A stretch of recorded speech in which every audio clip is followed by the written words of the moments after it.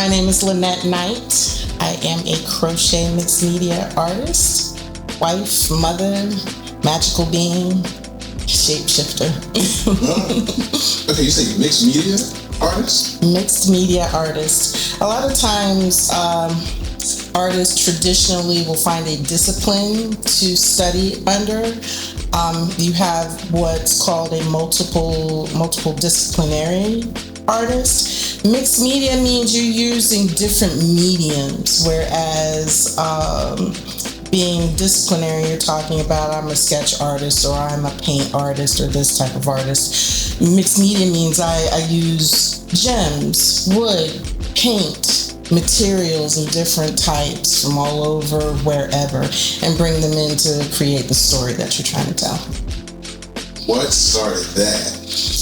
Oh my goodness. Well, to explain that, you'd have to go all the way back to the beginning. My mother was very artistically inclined, but my whole family was artsy in some sort of way, or very creative in some sort of way. My Aunt Queen, she was a seamstress. My grandmother, she did a little crocheting herself, patchwork, knitting.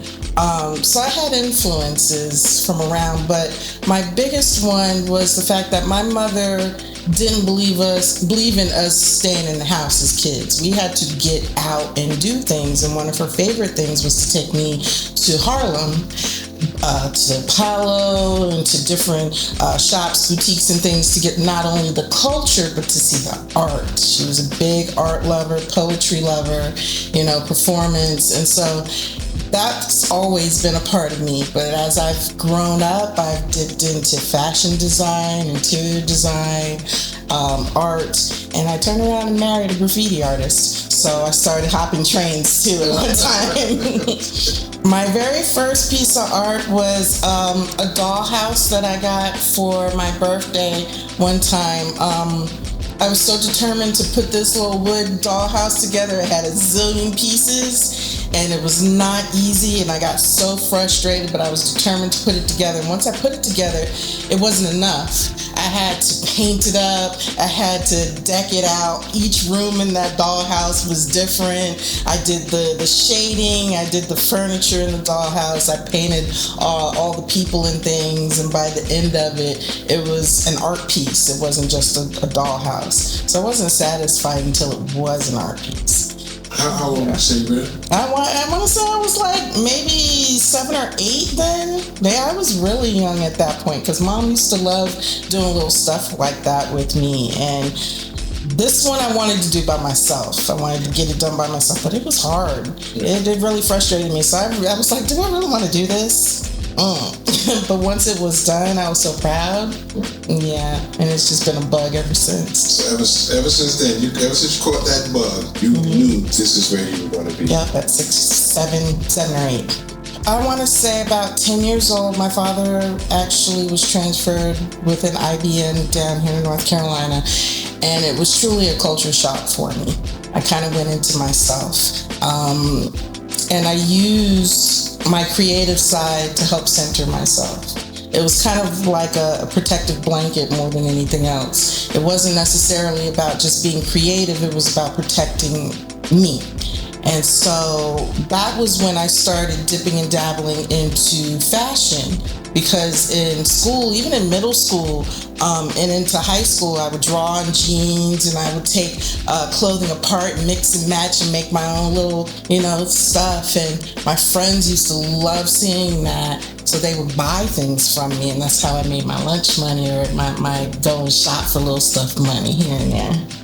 Okay. So I want to say middle school, high school, it transformed into or grew into more of a design thought process than a crafting process, because now I'm dealing with materials, clothing, things like that, but I also still loved painting. It just wasn't doing it as much. So coming up in high school, I had friends who are now like heads of art centers, and like one of my good friends is one of the directing operators of Raleigh Arts.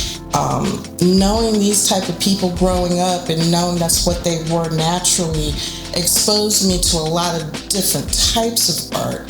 And what I was seeing was a battle between what is now called street art, even though graffiti artists don't necessarily call themselves street artists, versus traditional art, versus fine art. The war between the two for placement, for territory, for relevancy, really put me in a place to look at myself and ask myself where my position was and why it mattered. Does it really matter? It's all self-expression. So, and I know, and I've always been taught that self-expression is very healthy no matter what side you live on. Right. But I hadn't really found my place just yet. So I did feel like I had some freedom to figure that out. Right. So I dipped and dabbled on both sides a little bit. And of course, naturally, I gravitated to more of a freer thinking, freer thought process with what's called street art than I did with fine art. Fine art to me is a lot of apples, oranges, and things like that. And I'm like, It really depends on where I am in my life at that moment and how I'm feeling. Right now, I'm a little ticked off at the way that the world is. I don't like how separated we're being taught to be when we're very similar. So right now, I just finished a series of people, just portraits of different people, whether it be famous or local folks who influenced my growth. So I did a piece right now that's very, very popular to a lot of folks, Erykah Badu. She resonates with a lot of different people for a lot of different reasons, but for me, she teaches me to believe in myself, to know myself, and in knowing myself, build community, bring people together in love, but understand that this surface stuff is just that. It's very surface. There's something much deeper. And to tap into that, and when you tap into that, you tap into yourself because we're connected to that. So right now, I'm all about, or in that series, I was all about the growth that people helped me with. But I'm moving into a different side of myself now. Now I'm like, I just want to celebrate Mother Earth. Pictures of landscapes, animals, and right now I'm tapping into my indigenous side and my African side. So you'll probably see things like giraffe pieces, or you might see African masks, or you might see some indigenous headwear. You know, it really depends, again, where in life I am and how I'm feeling and what points I want to touch. Do I want to touch racism? Do I want to start a conversation about feminine energy? Do I want to start a conversation about men versus women? You know? So it's not just art for art's sake. No, it's never just art for art's sake. It's usually a message, something that's in my heart to talk about, something that's in my spirit to talk about, and invoke conversation. It's never about just going to look at and, oh, that's pretty. And I do some of those, you know, that's really pretty. But I want you to stand there and go, wow, wait a minute, hold on, what is she trying to say? And look at that. Did she use yarn for that? Did she use gems for that? Wow, who knew, you know? One of my favorite moments,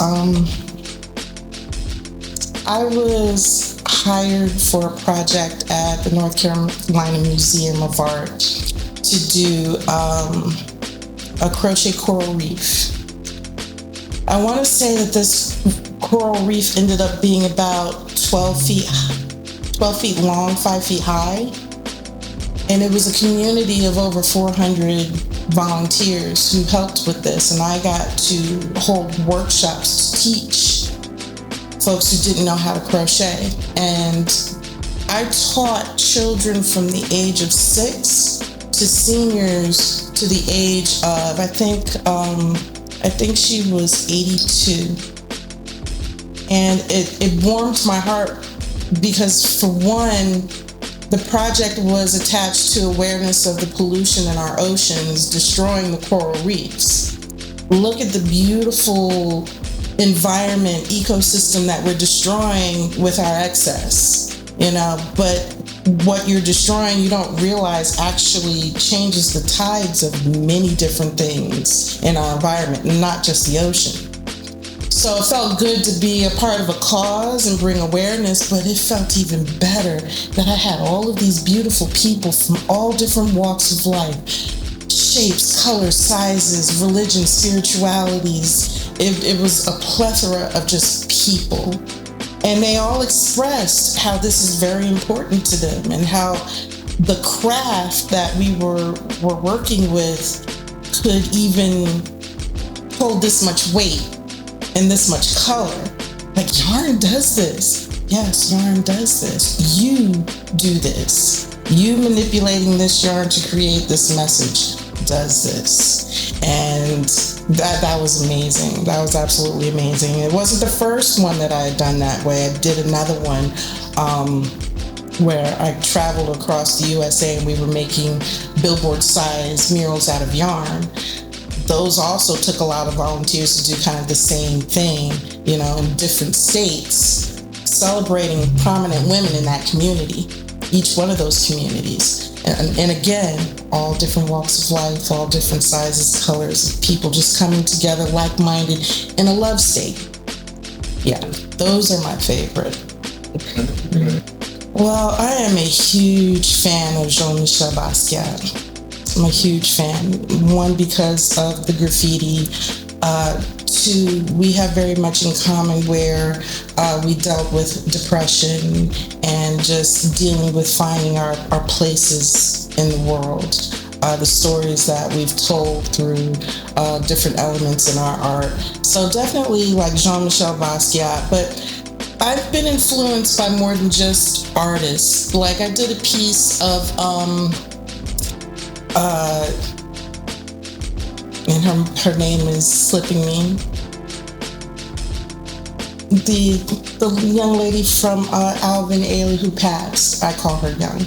The dancer, Judith. Thank you, Judith Jameson. I was highly influenced because to me her dances are the way that she would flow so gracefully across the stage. Those type of artists who have so much passion in what they do, those influence my art greatly. But then I like, I'm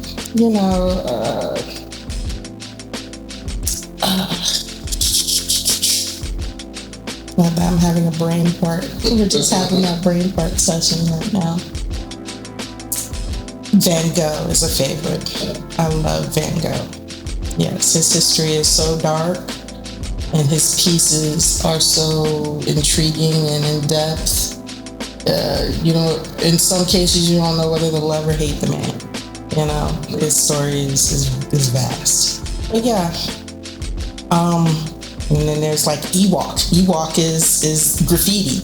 Ewok, anybody who's graffiti knows Ewok. And to me, he's like, your pieces are just crazy. So I have a lot of different ones. I don't think I necessarily have a favorite because I love them all.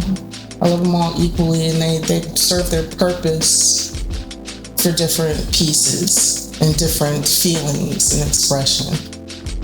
I want people to learn how to sit within themselves and be free in my art. Beauty is for each person's own perspective, And I don't make art to be beautiful. I want you to sit in it and see different things. I want you to have an experience. I want you to travel. I want you to connect with your ancestors in it. I want you to ask questions in it, create conversations in it. So what a person might get from my art may be different depending on the person, but I want to be able to evoke you. I want to wake you up. I want you to either be very happy or I want you to think about that. Get a little pissed. and say, yeah, she's right. That's not cool. And what are we gonna do about it? You know? But I don't want you to just sit there and look at it. You know, I want you to have an experience. Get whatever you aligned with out of it. Do you have any showings coming up or anything happening? Oh, wow. Yeah. Little sis is busy. Okay, so June 20th at Flavor Hills of Raleigh. I believe from 6 to 10 I'll be doing some live painting there. I have a Kendrick Lamar painting that I'm trying to get done. And then I will be back at Flavor Hills, but in Durham. That's the 24th, which is a Wednesday. Again, I'll be doing some live painting. But I've got a few more shows coming up after that haven't been totally solidified, but it looks like Durham is where I'm going to be for a while. But I'm always at Haven Farm. Haven Farm of Nightdale, that's my home. I gave up my studio. I was paying brick and mortar prices for a studio when I could have all this open land landscape. And so I chose the open land landscape. And I can paint anywhere I want there. My tribe is there, love is there, all the things that I want to build and do are there. So whenever anybody wants to find Linette, whether it be for crochet itself, because I do teach workshops there, every other Wednesday from 6 to 8, I teach all levels of crochet.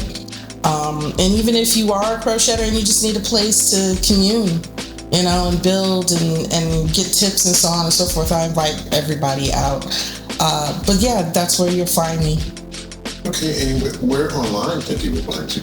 Well, right now I'm rebuilding my website, so my website is down, but you can find me at Miss Bird 01, that's MRS.BIRD01, or House of Eloise 1913.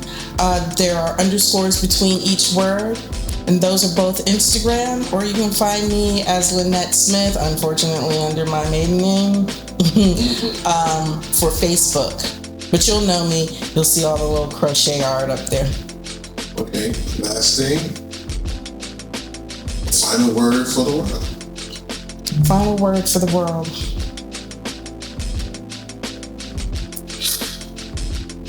Stillness. Find stillness. When you find stillness, you'll find peace. When you get still, you'll find yourself. When you get still, you'll be able to hear what Spirit is trying to speak to you. You'll find your purpose.